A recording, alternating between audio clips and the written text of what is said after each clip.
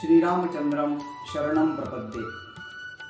आज आपल्यासमोर ज्या व्यक्तिमत्वाबद्दल मी बोलणार आहे ती व्यक्ती माझ्या अतिशय जवळची आहे आणि माझ्यावर नितांत प्रेम करणारी आहे। बघा, प्रेम सर्वजण करतात, पण त्या प्रेमामध्ये कुठं ना कुठंतरी एखाद्याचा स्वार्थ असतो। पण बालाभाऊ लोया या व्यक्तिमत्वाबद्दल मला बोलताना सुद्धा कधीही कुठल्याही स्वार्थाची भावना ज्यांनी कधीही ठेवली नाही असं व्यक्तिमत्व म्हणजे आमचे भाऊ।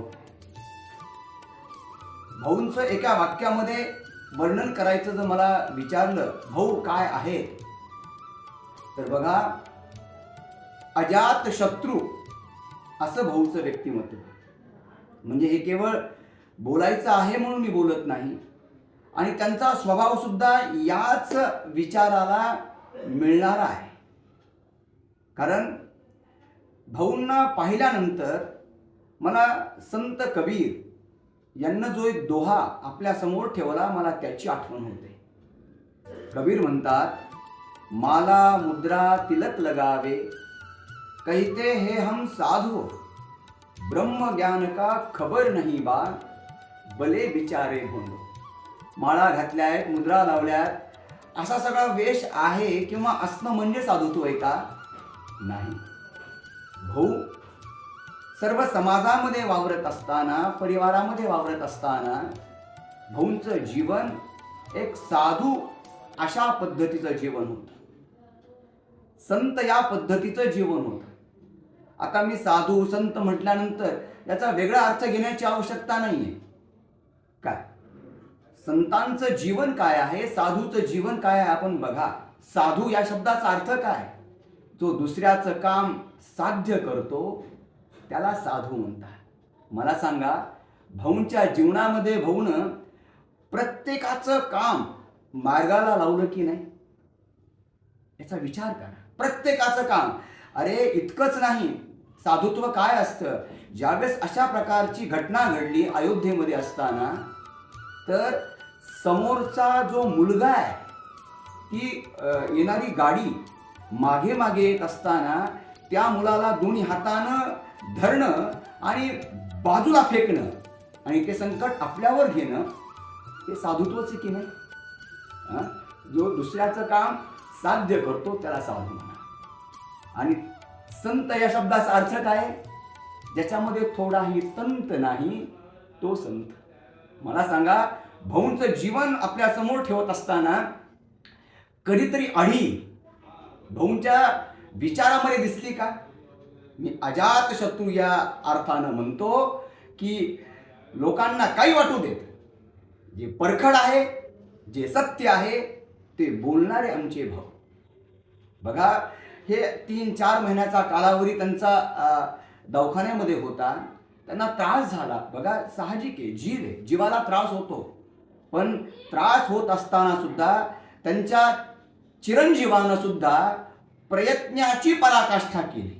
प्रयत्नाची पराकाष्ठा म्हणजे घरामध्ये लेकरं असावीत कसे हे पाहायचं असेल तर सुद्धा त्यांच्या मुलांकडं पाहिलं पाहिजे।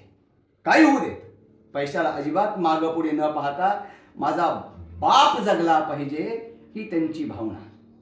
आपण प्रयत्न सोडून देतो। चला, आता डॉक्टरनं म्हटले ना की आता घरी घेऊन जा, आपण म्हणतो चला ठीक आहे, पण शेवटच्या श्वासापर्यंत त्या परिवारानं, त्या दोघांनं जे प्रयत्न केले ते मी पाहिले। मध्यंतरीच्या काळामध्ये माझा त्यांच्याशी संपर्क केला नाही। त्याचं कारण असं आहे की माणूस त्या विचारामध्ये असतो, आणि विचारामध्ये असताना परत परत फोन करून आपण बोलणं हे योग्य नाही। म्हणून माझ्या पद्धतीनं, माझ्या आध्यात्मिक पद्धतीनं त्यांच्या माघारी मला जे करता आलं ते करण्याचा पुरेपूर प्रत्येकानं प्रयत्न केला। पण एक शब्द मला आजही आठवतो, तो कायम आठवे। भाऊंचा परखडपणा हा प्रत्येकाच्या स्वभावात असावा। भाऊच्या मनामध्ये जो थोडाही कोणाबद्दल तंत नाही, हा प्रत्येकाच्या स्वभावात आणि कृतीमध्ये असावा। इतकं जरी आपण आपल्या जीवनामध्ये घेतलं तरी आजही भाऊ, बालाभाऊ आपल्या सर्वांच्यामध्ये आहेत हे विसरून चालणार नाही. मुळमुळीतपणा मला कधी जाणवलाच नाही त्यांच्या जीवनात. मुळमुळ बोलणं, गोड बोलणं, अरे कधीच नाही. जे आहे ते आहे. आणि मी ज्या अर्थानं बोलतो, माझ्यावर, परिवारावर त्यांचं प्रेम होतंच, पण माझ्यावर मी भाग्यवान यासाठी म्हणतो आहे की खरंच माझ्यावर त्यांचं निश्चळ आणि निखळ प्रेम होतं. आणि म्हणून मी भगवान रामरायाच्या चरणी प्रार्थना करेन, त्यांना सद्गती लाभो असं म्हणण्याची गरज नाही, ते सद्गतीलाच पोहोचले. आणि बघा, एक गोष्ट अजून सांगतो, संत जे असतात, साधू जे असतात ना, त्यांचा मृत्यू सुद्धा शेवटच्या क्षणी हा खूप त्रासदायक होतो बरं का, खरंच होतो. प्रत्येकाचं जीवन बघा, याचा अर्थ असा नाही की त्यांना इतकं चांगलं केलं आणि त्यांच्या नशिबी का आलं. बघा, अशा व्यक्तींचा पुनर्जन्म नसतो. अशा व्यक्ती या प्रत्येकामध्ये जाऊन, प्रत्येकाच्या अंतरंगामध्ये जाऊन चांगल्या प्रकारचं सत्कर्म करवत राहतात.